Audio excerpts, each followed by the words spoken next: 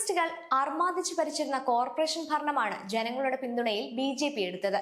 Corporation വഴിയും ഗുണ്ടാപിരിവ് വഴിയും കമ്മികൾക്ക് ലഭിച്ചിരുന്ന ലക്ഷങ്ങളാണ് അങ്ങനെ പെട്ടെന്ന് സ്തംഭിച്ചു നിലച്ചുപോയത്. ആർക്കാണ് സങ്കടം വരാത്തത്?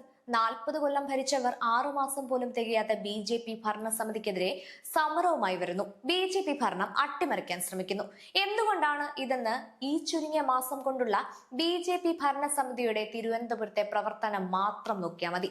പൊങ്കാലയുടെ അന്ന് വ്യാജ രസീതുകൾ ഉപയോഗിച്ച് ലക്ഷങ്ങളാണ് പാർക്കിംഗ് ഇനത്തിൽ CPM ദ്രോഹികൾ ബലമായി വാങ്ങിയതറിഞ്ഞ് അന്വേഷിക്കാൻ പുതിയ മേയർ വന്നപ്പോൾ കണ്ടെത്തിയത് ലക്ഷങ്ങളുടെ ക്രമക്കേടാണ്. CPMുമായി ബന്ധമുള്ള ആൾക്കാർ വ്യാജ രസീത് ഉപയോഗിച്ച് വാഹനങ്ങളുടെ പാർക്കിങ്ങിന്റെ പേരിൽ 500,000 രൂപയാണ് പിരിച്ചത്. അതൊക്കെ ഏത് പോക്കറ്റിലോട്ടാണ് കഴിഞ്ഞ പൊങ്കാല വരെ പോയിരുന്നതെന്ന് അരിയാഹാരം കഴിക്കുന്നവർക്ക് മനസ്സിലാകും. കോർപ്പറേഷൻ മുറികൾ, ചാല മാർക്കറ്റ് ഉൾപ്പെടെയുള്ള സ്ഥലങ്ങളിൽ CPMുമായി ബന്ധമുള്ളവർ തുച്ഛമായ റെന്റിനെടുത്തിട്ട് കൂടിയ വിലയ്ക്ക് പുറത്തുള്ളവർക്ക് മറിച്ചു നൽകി കാശുണ്ടാക്കുകയായിരുന്നു. അതും BJP ഭരണസമിതി കണ്ടുപിടിക്കുകയും തക്കതായ നടപടി സ്വീകരിക്കുകയും ചെയ്തു. കോവിഡ് പേരിലെടുത്ത കെട്ടിടം CPMന്റെ പാർട്ടി ഓഫീസായാണ് പ്രവർത്തിച്ചു വന്നത്. അവിടെ നിന്നുകൊണ്ടാണ് മാർക്കറ്റിലുള്ള പിരിവുകളൊക്കെ അവർ നടത്തിയത്. BJP ഭരണകൂടം അതും ഒഴിപ്പിച്ചു വിട്ടു.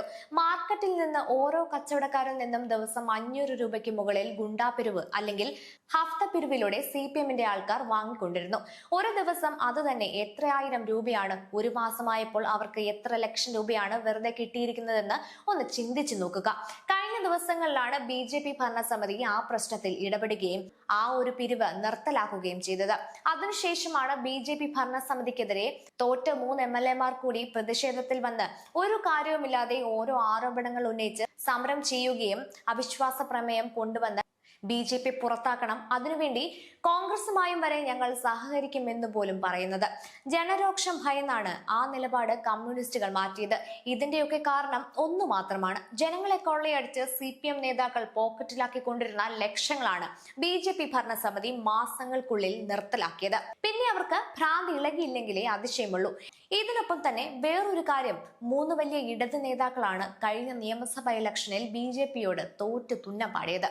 ഈ രീതിയിൽ BJP മുന്നോട്ടു പോയാൽ 40 വർഷം തങ്ങൾ നടത്തിവന്ന അഴിമതികളെല്ലാം പുറത്തു വരികയും തിരുവനന്തപുരത്ത് CPM തന്നെ ഇല്ലാതാകുമെന്ന തിരിച്ചറിവിലാണ് CPM ഈ നാണക്കെട്ട പരിപാടികൾ കാണിക്കാൻ ഇറങ്ങിയിരിക്കുന്നത്. ഒരു കാര്യം കൂടി പറയട്ടെ, 101ൽ 51 സീറ്റുകളുള്ള BJP തന്നെയാണ് തിരുവനന്തപുരം നഗരം ഭരിക്കുന്നത്. ഇനിയും അത് തുടരും. തടയാൻ പറ്റുമെങ്കിൽ നിങ്ങൾ വലത്